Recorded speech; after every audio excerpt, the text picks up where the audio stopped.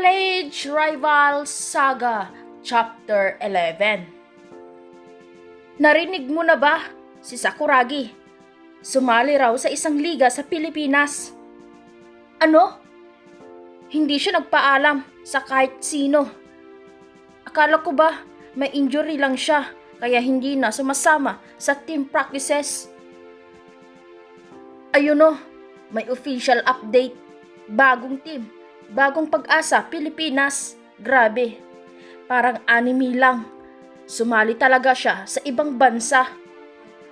Sa faculty room naman, nag-uusap sina Coach Anzay at ilang miyembro ng athletic department. Hindi man lang siya nagsabi, ngunit kung ito ang landas na pinili niya, marahil ay may dahilan. Si Sakuragi ay may kakaibang tapang at kung iyon ang gagamitin niya sa bago niyang tahanan, dapat lang natin siyang ipagdasal. Napakabigla ng lahat, pero hindi na rin ako magtataka. Likas sa kanya ang gumawa ng malalaking hakbang. Samantala, sa basketball gym ng Shohoku, nanatiling tahimik ang court. Wala ang sigaw ni Sakuragi.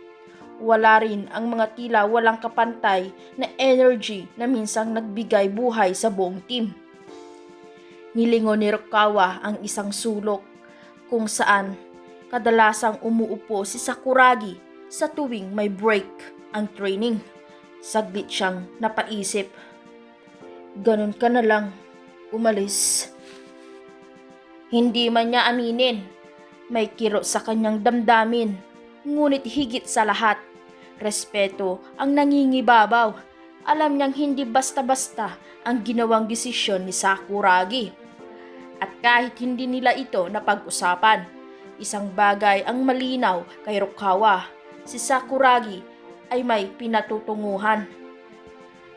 Habang lumalalim ang araw sa Shohoku High School, patuloy ang bulong-bulungan, ngunit kasabay nito ay ang pag-usbong ng respeto sa desisyong ginawa ng dating kakampi. Isang bagong yugto para kay Sakuragi at isang bagong hamon para sa lahat ng naiwan. Kung ang ibang taga-subaybay ng basketball ay natuwa sa desisyong sumali ni Sakuragi sa bagong Pag-asa Pilipinas, may isang sektor na tila hindi natuwa. Ang Basketball Federation of Japan. Sa isang biglaang pagpupulong na ginanap sa Tokyo, inilabas nila ang isang opisyal na pahayag na ikinagulat ng marami, lalo na ng mga tagahanga ni Sakuragi. Ayon sa kanilang pahayag, ang hindi pagpapaalam ni Sakuragi sa anumang liga o opisyal na samahan ng Japan bago ito lumipad sa Pilipinas ay itinuturing nilang paglabag sa umiiral na protokol ng national team.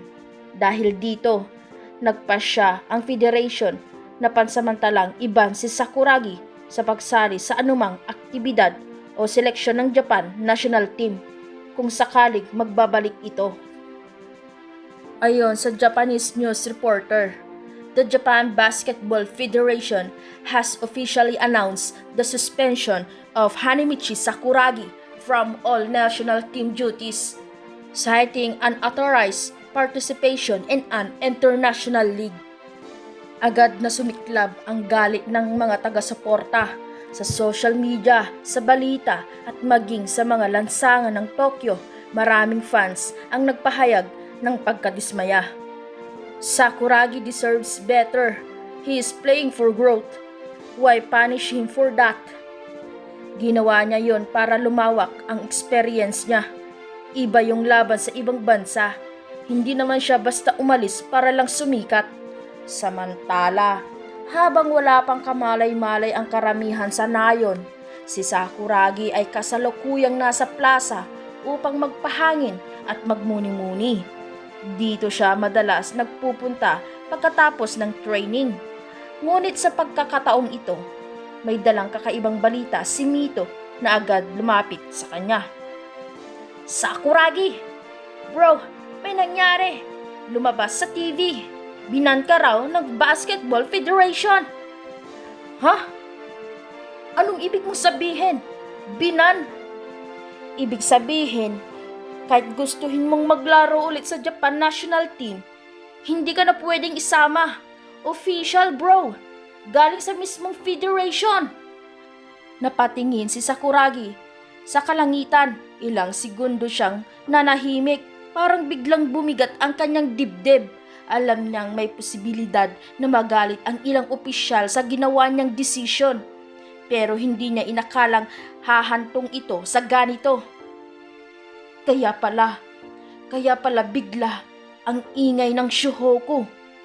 Ngunit kasabay ng kanyang pag-iisa, isa-isang lumapit sa kanya sina Jefferson, Danny, Jaden at Vince.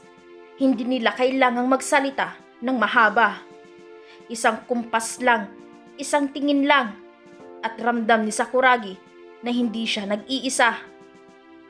Hindi ka lang player ng Japan ngayon, bro. Isa ka ng player ng bagong pag-asa. At dito, hindi ka lang parte ng team.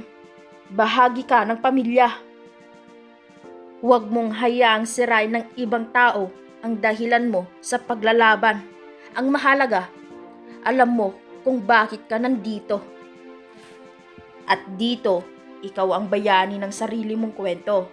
Hindi mo kailangan ng basbas nila para magpatuloy. Unti-unting ngumiti si Sakuragi. Sa gitna ng lahat ng ingay, balita at panghusga, nahanap na ang kanyang tahanan sa lugar na pinakamalayo sa Japan. Sa nayon ng bagong pag-asa, doon siya mas lalong nagiging slam dunk king. Makalipas ang ilang oras mula nang malamang siya'y iba ng Basketball Federation of Japan, naisipan ni Sakuragi na magsalita. Hindi upang magyabang, kundi upang linawin ang kanyang panig. Sa tulong ng kanyang telepono, binuksan niya ang TikTok app at nag-live sa kanyang official account.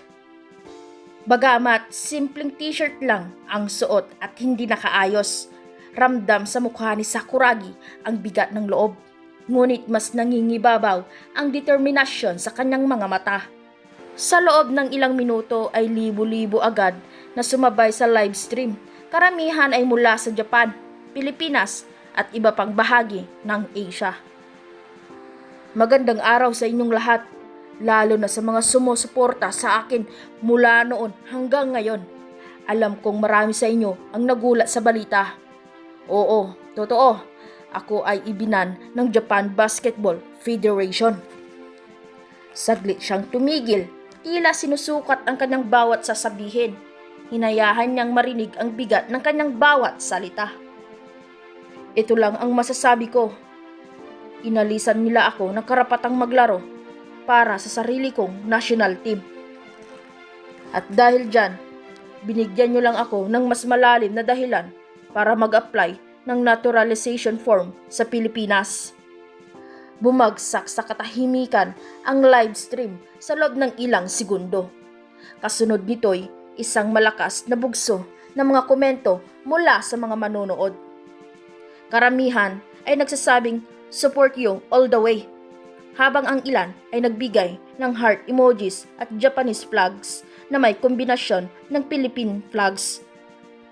Hindi ko ito sinabi para magyabang, hindi rin para manggulo, pero gusto ko lang liwanagin na hindi pa naman ako officially sakop ng federation. Hindi pa ako graduate ng college, at ang hakbang kong ito ay para rin sa sarili kong paglago bilang isang manlalaro at tao. Habang patuloy siyang nagsasalita, dumaan sa comment section ang pangalan ni Haruko na nagsasabing, "Proud of you, Hanemichi, stay strong." Sa mga taong naniniwala sa akin, maraming salamat. At sa mga taong naninira, salamat din. Dahil sa inyo, mas lumalakas ako. At dito na nga nagtatapos ang ating kwento. Abangan na lang natin ang susunod na video na ating i-upload. Maraming salamat po.